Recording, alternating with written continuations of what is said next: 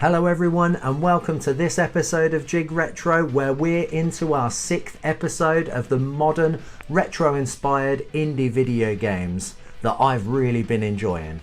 Honestly, this episode is a little bit of a catch-up episode, as all 3 of these games mentioned have been out for some time now, but I highly recommend if you've missed any of them, then definitely check them out. If you're digging this video or any of the videos in my channel, then please take a second just to like, share and subscribe to my channel. At this moment in time, I'm really only able to release videos on a monthly and occasionally twice monthly basis. Therefore, it's really hard for me to gain traction on YouTube otherwise.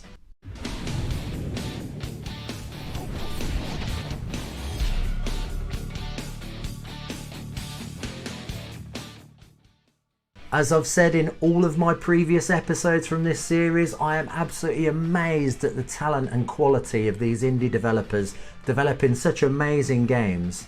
These developers deserve so much praise, and I for one can see their passion for retro video gaming and the classics of the past. All while ensuring that they have just enough modern conveniences and absolutely sublime balancing to make them fun even in today's standards. It's really hard to admit as a retro gaming enthusiast like myself, but I am finding that a lot of these games are actually surpassing the original games that they're influenced by at this point. So here's 3 more games for you. Sonic Mania released in 2017, and it needs no real introduction, as this is simply, if not the best 2D Sonic game to date. It keeps the formula on the whole from the original titles, but somehow comes across as really innovative with its really slick and imaginative level design, which lets Sonic be Sonic, going at a blistering pace at times. The full cast of characters from the original games is here, and it represents a pretty big challenge. Remixed levels are scattered throughout to give a sense of familiarity, while still going in their own fantastic new direction. In an unbelievable move, Sega brought on board Christian Whitehead, who started by developing fan-made Sonic games and ROM hack to expertly converting the original games to smartphones. After this success, they gave him free rein with the license to create a new game for modern systems. This is a move that I wish Nintendo, Konami or other big companies would do in order to bring some quality fan-made games available on modern consoles. Macko Unlimited 3.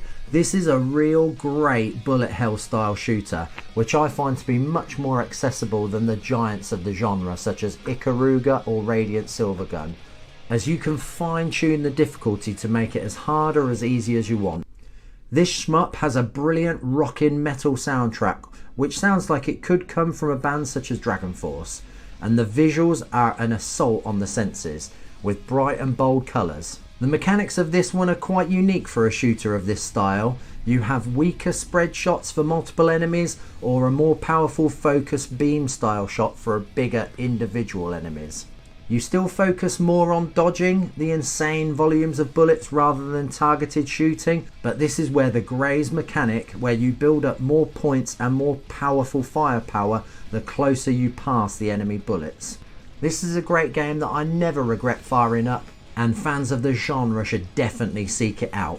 Fabulous shmup.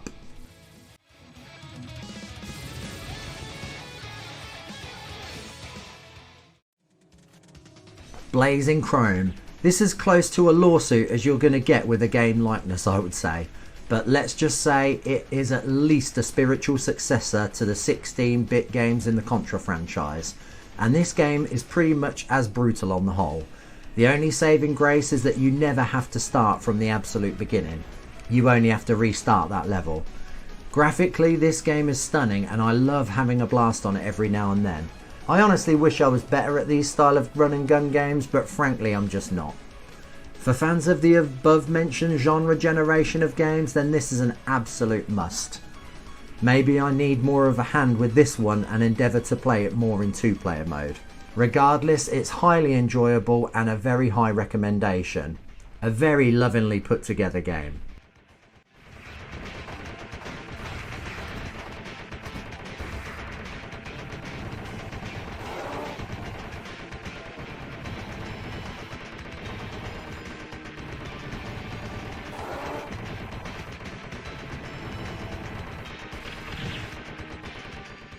So there we have it, 3 more fantastic games for you to check out. Although I have on the whole moved past these games now, I have spent loads of time playing them. Like I said, they have been out for quite some time now. Be sure to check them out if you haven't done so already. Please comment down below if you've got any more retro inspired indie games that I should check out. Until next time, much love, please look after yourselves and each other and get your geek on with Jig Retro.